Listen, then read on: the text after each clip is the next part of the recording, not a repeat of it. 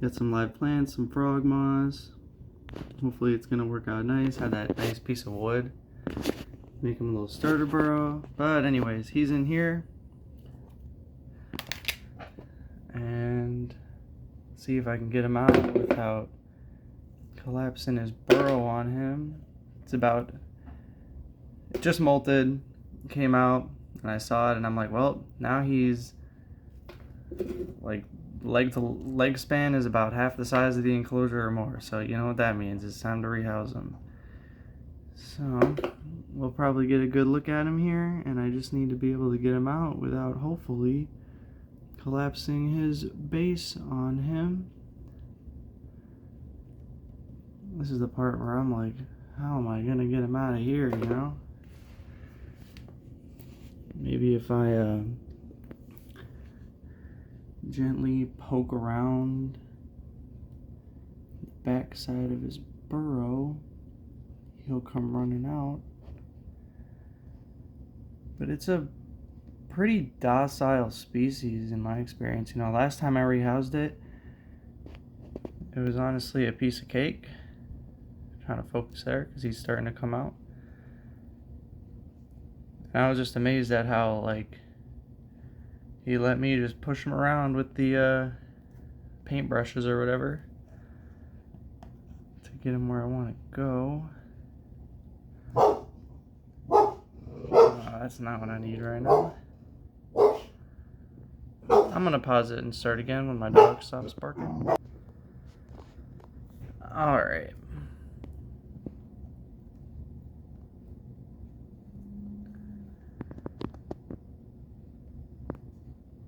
Trying to maintain focus for you guys and nudge him out at the same time. Starting to get some movement. Alright, I just got ahead and did a little more work, sorry guys. But I got him about coming out now. There he is. Such a beautiful tarantula. This is definitely the molt that added the most color. Alright, I think this is the winner here. Such a hard tarantula to get out of its burrow.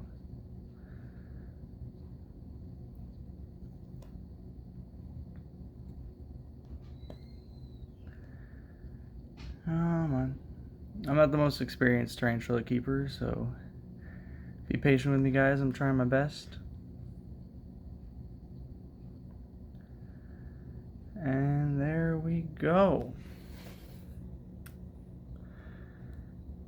Now, if I can get him into a catch cup, that would be fantastic. I have the classic water bottle to try to get him into.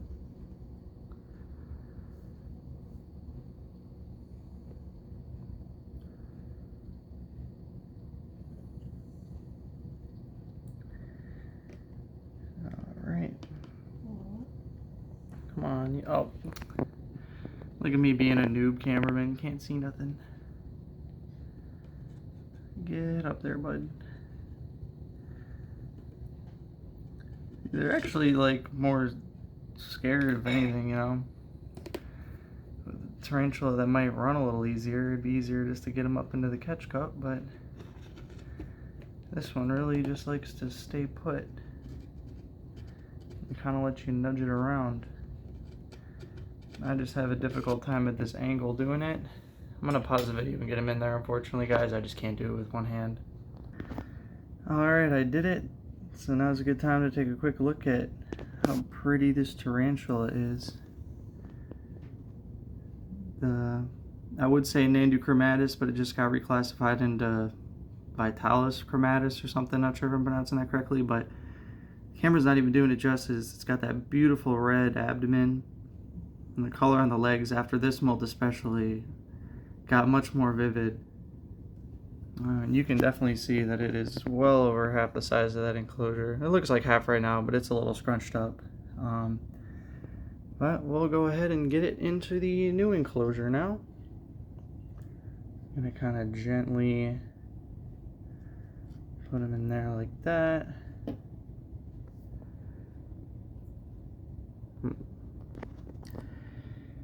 Took the lid off screen. And then, if you don't know, now you know. The water bottle trick for getting them out. See what I'm saying? How docile this tarantula is? Like, some people, I read online that this is a kind of a bolty species. I guess they behave differently when they're young versus older, but mine is just hard to get to move. Like, it's so chill with everything that I just can't get it out. And I'm all out of paintbrush there, so we'll try gently using the tongs. I'm basically just gonna have to push him into the enclosure here without flipping him or her.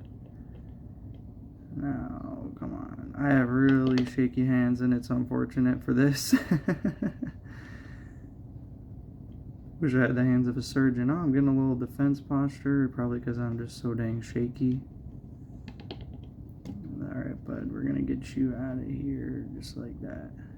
And I think that's a job mostly done.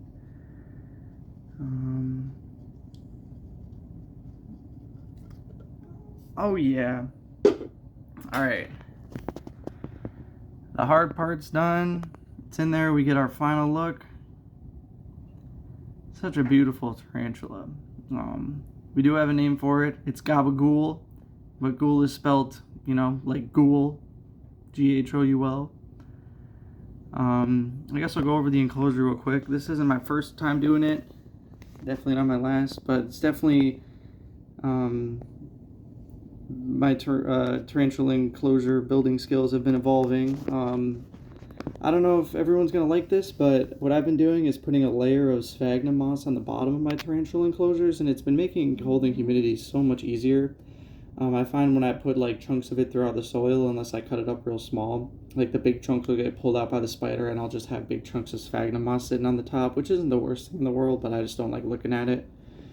And I really haven't had too many issues with like molding and stuff, even in enclosures where all my springtails have died off and some of my more drier species. I just like have been lucky, I guess, with not really having to deal with any mold issues.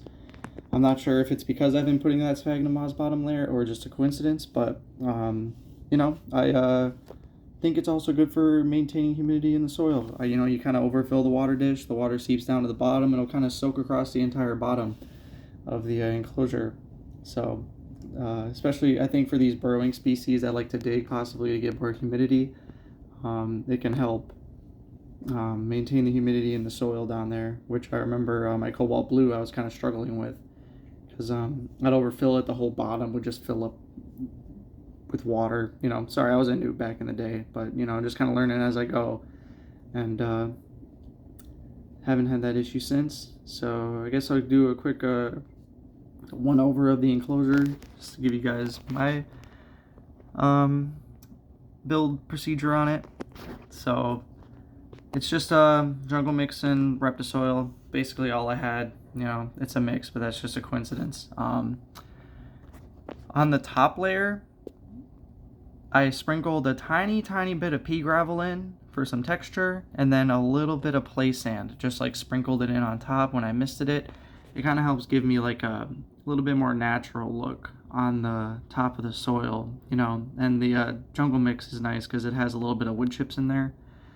So I think it definitely makes it look like more textured, you know, like cocoa fiber. I put it in there, it just kind of looks like an artificial bottom, you know, on top of all of its other downsides. But this here I think looks really slick, and I like the darker color substrate too. Just some sort of leaf litter on top, got some live plants in there, some frog moss in a few places that we'll see. It's a few years old, but you know, might fire back up, might not. Either way, it's just gonna help maintain humidity, you know,